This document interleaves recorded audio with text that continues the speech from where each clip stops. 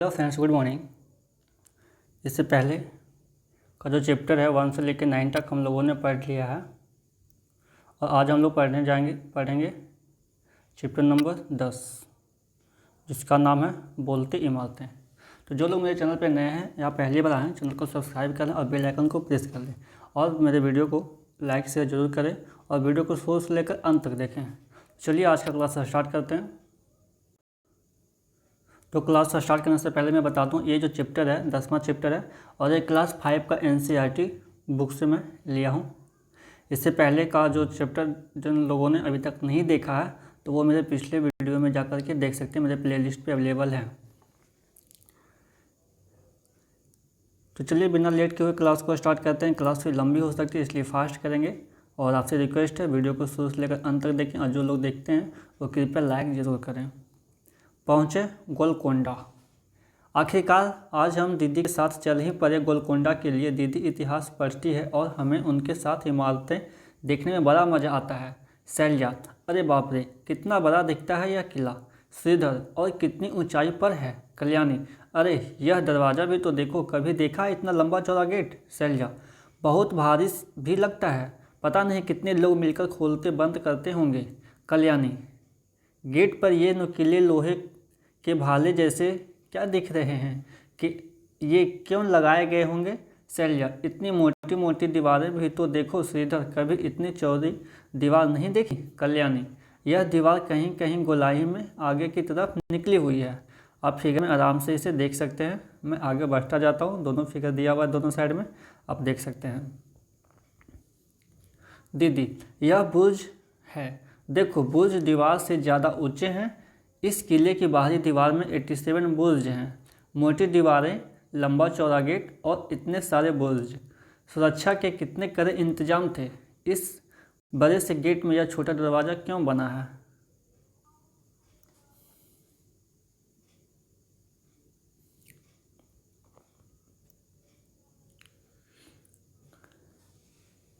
देखिए बुर्ज यहाँ पे दिखाया गया है। तो छोटे छोटे छेद हैं यहाँ पे, इसके बारे में सोचना है और बताना है। तो देखते हैं क्या पूछा जा रहा है। इतने सारे बुर्ज क्यों बनाए गए होंगे। बुर्ज में ये बड़े बड़े छेद क्यों बने होंगे। आप इसे पढ़ सकते हैं। हम आगे चलते हैं। किले में कितना कुछ। शैलजा: क्या यह किला, मैं इसलिए इसे छोड़ रहा हूँ क्योंकि सीटेट में ये प्रश्न नहीं आते हैं, क्योंकि आप पूरा चैप्टर जब पढ़ेंगे तो उससे जो समझ बनेगी उससे प्रश्न पूछे जाते हैं, इसलिए मैं इन बातों को छोड़ रहा हूँ, आप इसे पढ़ सकते हैं। किले में कितना कुछ। शैलजा: क्या यह किला राजा ने अपने रहने के लिए बनवाया होगा। यह कितना पुराना होगा। कल्याणी: बाहर लिखा था कि सन 1518 से 1687 तक यहाँ कुतुब शाही सुल्तानों ने एक के बाद एक राज किया। दीदी: हाँ, उससे भी पहले सन 1200 में यह किला मिट्टी का बना था और यहाँ दूसरों राजाओं का राज था। शैलजा: अरे इस बोर्ड पर किले का नक्शा है। श्रीधर: इस नक्शे में कितने सारे बाग और कारखाने दिख रहे हैं और देखो किले के अंदर कई सारे महल भी हैं। शैलजा: इतना मतलब तो यहाँ पर सुल्तान के अलावा और भी बहुत से लोग रहते होंगे। किसान और कारखानों में काम करने वाले लोग भी तो रहते होंगे। कल्याणी: फिर यह तो पूरा शहर ही होता होगा। शिक्षक संकेत है: बच्चों का ध्यान इस बात पर आकर्षित करें कि ऊंची गोल आकार की दीवार से चारों तरफ दूर दूर तक देखा जा सकता है। सुल्तान का महल, आप सुल्तान का महल फिगर में देख सकते हैं। श्रीधर: ये सीढ़ियाँ तो खत्म होने का नाम ही नहीं ले रही है। शैलजा: उस जमाने में भी 2 मंजिला इमारतें थीं। कल्याणी: अब तो यह टूटी फूटी हालत में है, लेकिन अंदाजा तो होता है कि इसमें कितने बड़े बड़े हॉल और कमरे होंगे। श्रीधर: और यह देखो दीवारों पर कितनी बारीकी और खूबसूरत नक्काशी की गई है।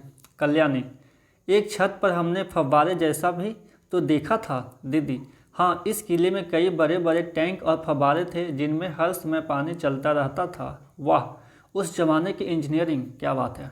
सोचो आज भी इंजीनियर जब मकान बनाते हैं तो कई जगह बरसातों में सीलन आ जाती है। यहाँ तो छत पर पानी के फव्वारे चलते थे, तब भी ये इमारतें कितनी समझ से बनाई गई थी। सोचो कि 500 साल पहले लोग कैसे रहते थे।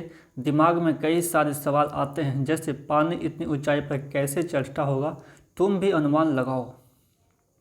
सोचना और चर्चा करना इस पे, आप इसे देख सकते हैं। नेक्स्ट चलते हैं।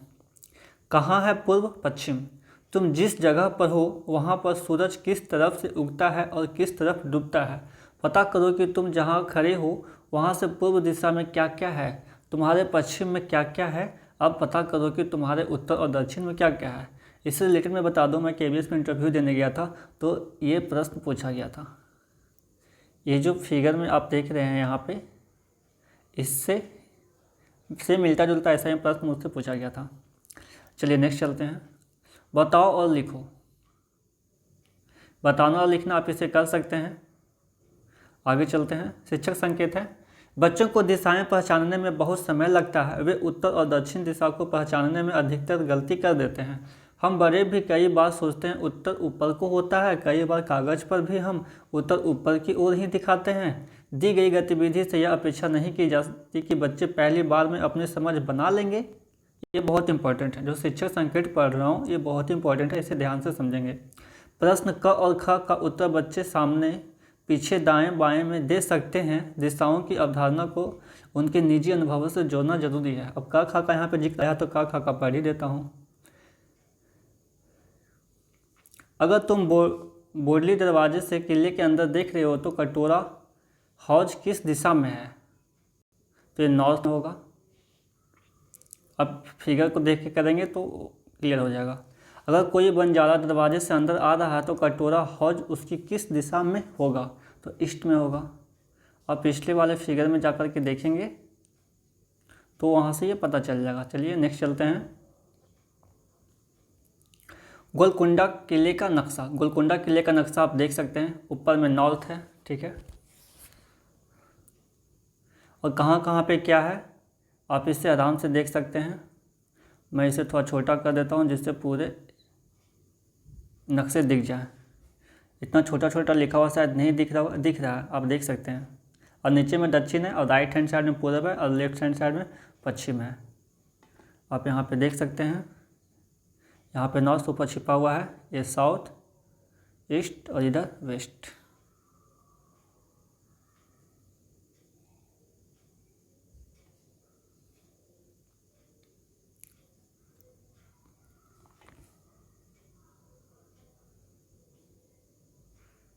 चलिए अब आगे चलते हैं। आप लोगों ने नक्शा को देख लिया है। ये हमले क्यों? हम बातें कर ही रहे थे कि श्रीधर ने तोप दिखाने के लिए हमें आवाज़ दी। तोप को देखने की उत्सुकता में हम सब भी तेज़ी से वहाँ पहुँचे। शैलजा, यह तोप कुतुब शाही सुल्तान की होगी। दीदी, तोप का इस्तेमाल औरंगजेब ने किया था, जानते हो। औरंगजेब बादशाह की पूरी फौज बंदूकों और तोपों के साथ यहाँ हमला करने आई थी, पर वह किले में घुस भी नहीं पाई। उसकी पूरी सेना 8 महीने तक बाहर ही बैठी रही। शैलजा, दिल्ली से इतनी दूर यहाँ तक फौज तोपों के साथ क्यों आई होगी? दीदी, बादशाह हो या राजा, सभी का यही खेल था, अपना राज फैला सकें, छोटे छोटे राज्यों और सुल्तानों से अपना रिश्ता जोड़ सकें और उन्हें अपने इलाके में शामिल कर सकें।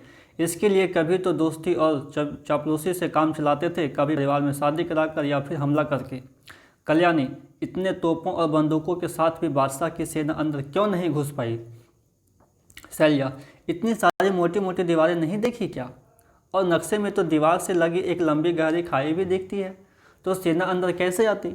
श्रीधर, अगर सेना किसी दूसरी तरफ से आने की कोशिश करती तो भी यहाँ बुर्ज पर बैठे सिपाहियों को दूर दूर तक सब कुछ साफ नज़र आ जाता। मुश्किल तो हुआ होगा हमला करना। कल्याणी, सोचो, फौज घोड़ों और हाथियों पर सवार, हाथों में बंदूक लिए आगे बढ़ रही है। यहाँ सुल्तान के फौजी बंदूक के साथ तैनात हैं। शैलजा, ओहो, पता नहीं इस लड़ाई में दोनों तरफ के कितने ही सिपाही और लोग मारे गए होंगे, हमले होते ही क्यों हैं?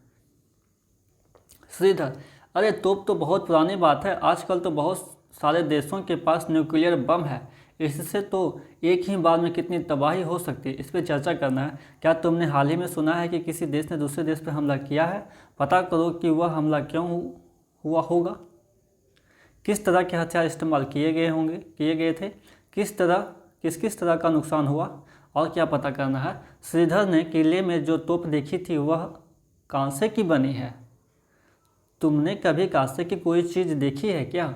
कांसे की चीज़ हजारों साल पहले से आदिवासी बनाते हैं। आज भी सोचकर हैरानी होती है कि गहरी खानों में से तांबा और टीन कैसे निकालते पिघलाते होंगे, फिर कैसे उनसे सुंदर सुंदर चीज़ें बनाते होंगे। आप प्रीवियस ईयर का सेट प्रैक्टिस कर रहे होंगे या किए होंगे या करेंगे तो आप देखेंगे कांसा जो है वो किन किन मिश्र धातुओं से बनता है, ये सवाल पूछा गया है। तो तांबा और टीन के मिश्र धातु से कांसा बनाए जाते हैं, इसे ध्यान रखेंगे। तुम्हारे घर में या आसपास कांसे की कौन कौन सी चीज़ें थी या आज भी है? रंग से पहचानने की कोशिश करो कि कौन सी चीज़ तांबे की, पीतल की और कांसे की बनी है। जब टेलीफोन नहीं था, दीदी हमसे राजा के महल में एक जगह खड़े रहने के लिए कहकर खुद फतेह दरवाजे पर चली गई। कुछ देर बाद दीदी की आवाज़ आई, होशियार, मैं सुल्तान अब्बुल हसन हूँ, मुझे गाना बजाना और कुचिपुड़ी नृत्य बहुत पसंद है। कुचिपुड़ी नृत्य जो है वो कहाँ का नृत्य है? आप मुझे कमेंट करके बताइए कहाँ का है, क्योंकि इस चैप्टर में दिया है, हो सकता है सीटेट में पूछ दे। प्रीवियस से देख सकते हैं, हम पूछा हुआ है। हमें बहुत हंसी आई, लेकिन हम हैरान भी थे कि दीदी की आवाज़ इतनी दूर तक पहुंची कैसे। बाद में उन्होंने बताया कि फतेह दरवाजे पर खड़े होकर कुछ भी बोले तो राजा के महल में यहाँ सुनाई देता है। शिक्षक संकेत, तांबे और पीतल के बर्तनों के चित्र बूंद बूंद दरिया दरिया पाठ में भी दिए गए हैं। बच्चों को प्रोत्साहित करें कि वे रंगों से अलग अलग धातुओं को पहचान जाएं। पानी का इंतजाम, यह चित्र उस जमाने की बहुत पुरानी पेंटिंग को देखकर बनाया गया है। सोचो बैलों का इस्तेमाल क्यों हो रहा है। अंदाज़ा लगाओ कि बैलों के घूमने से इस डंडे के ठीक नीचे लगा ड्रम किस दिशा में घूमेगा। उसके साथ लगा दांतेदार पहिया फिर किस दिशा में घूमेगा। हाथ के इशारे से बताओ। आप यहाँ पे फिगर देख सकते हैं, ये जो पहिया है वो किधर साइड में घूमेगा।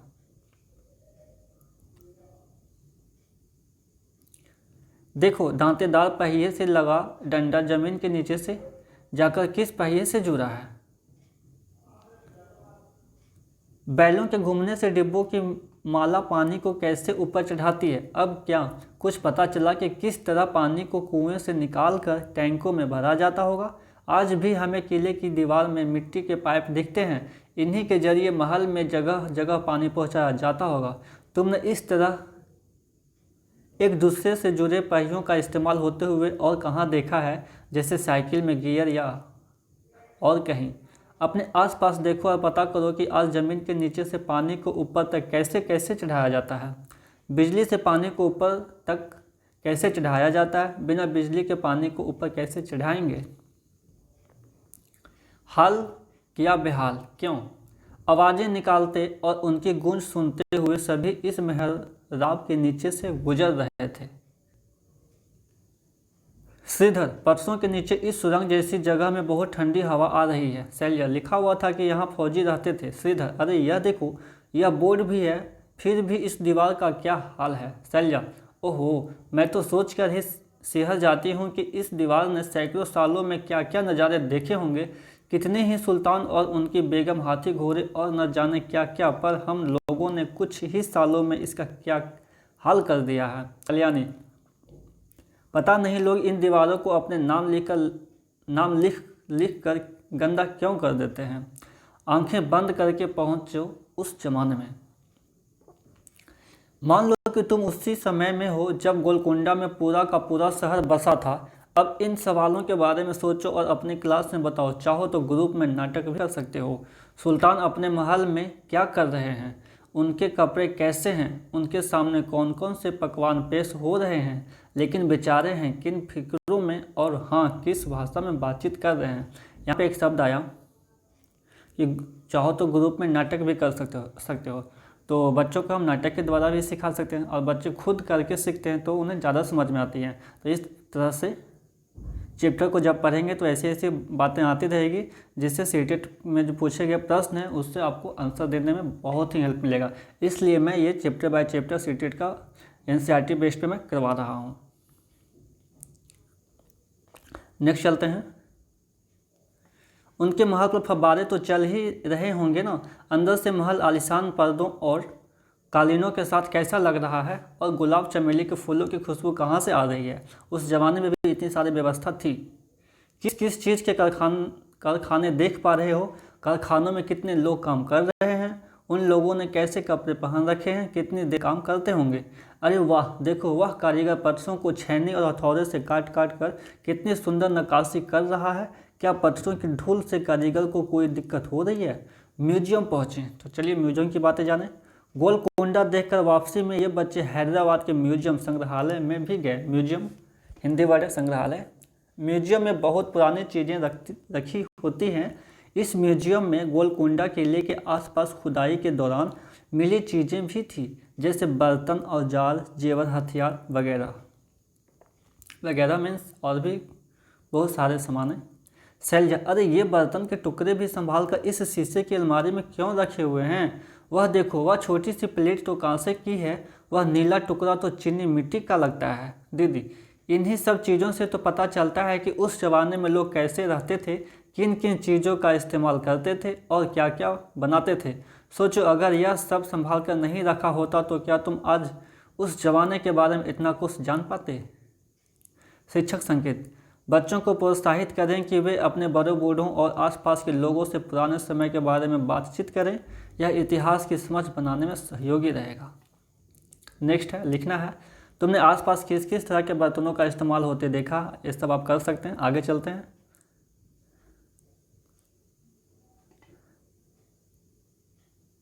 शिक्षक संकेत है, बच्चों से इतिहास के स्रोतों के बारे में बात करें, जैसे कि नक्शे, चित्र, खुदाई से निकली चीज़ें, किताबें, हिसाब के दस्तावेज आदि।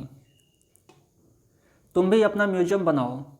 रजनी केरल के मल्लापुरम जिले के एक सरकारी स्कूल में पढ़ाती है। उन्होंने अपनी क्लास के बच्चों के साथ मिलकर अपने और आसपास के बहुत से घरों से पुरानी चीज़ें जमा की, जैसे पुरानी छड़ियाँ, छतरियाँ, लकड़ी की खुराऊँ जिसे चप्पल बोलते हैं, बर्तन वगैरह। उन्होंने आजकल ये सब चीज़ें जैसी होती है वह भी देखा। फिर बच्चों ने और रजनी ने मिलकर एक प्रदर्शनी लगाई, जिसे आसपास के लोग भी देखने आए। तुम भी यह कर सकते हो। चित्र को देखो और बताओ। यह लगभग 500 साल पुरानी पेंटिंग है, जिसमें दिखाया गया है कि आगरे का किला किस तरह बनाया जा रहा था। चित्र में लोग किस किस तरह के काम करते नजर आ रहे हैं, कितनी औरतें और कितने मर्द काम कर रहे हैं, मीन्स मेल और फीमेल। देखो, यह भारी खंभा ढलान पर कैसे ऊपर ले जा रहे हैं। आप फिगर में आराम से देख सकते हैं। पहले देख लीजिए फिगर को। भारी चीज़ ढलान पर चढ़ानी आसान होती है या सीधी ऊपर ले जानी। क्या मशक में भरकर पानी ले जाता हुआ आदमी देख पाए। ढूंढिए, हम क्या समझें। संगीता को लगता है कि म्यूजियम में पुरानी चीज़ें संभाल कर रखना बेकार है। तुम उसे कैसे समझाओ कि म्यूजियम का होना ज़रूरी है, क्योंकि जब म्यूजियम नहीं रहेगा तो हम कैसे जान पाएंगे पहले के ज़माने में लोग कैसे क्या करते थे और क्या सामान यूज करते थे। और भी बातें हो सकती हैं। तुम्हें क्या लगता है इस पाठ का नाम बोलती इमारतें क्यों रखा गया है। तो इस चैप्टर में बस इतना ही था। आप सभी लोगों का धन्यवाद। चैप्टर थोड़ा लंबा हो सकता है क्योंकि कंटेंट बहुत ज़्यादा है। तो इस तरह से हमारे चैनल पर आप लोग बने रहिए। जो लोग मेरे चैनल पर नए हैं, चैनल को सब्सक्राइब कर लें और बेल आइकन को प्रेस कर लें। आप सभी लोगों को फिर से धन्यवाद।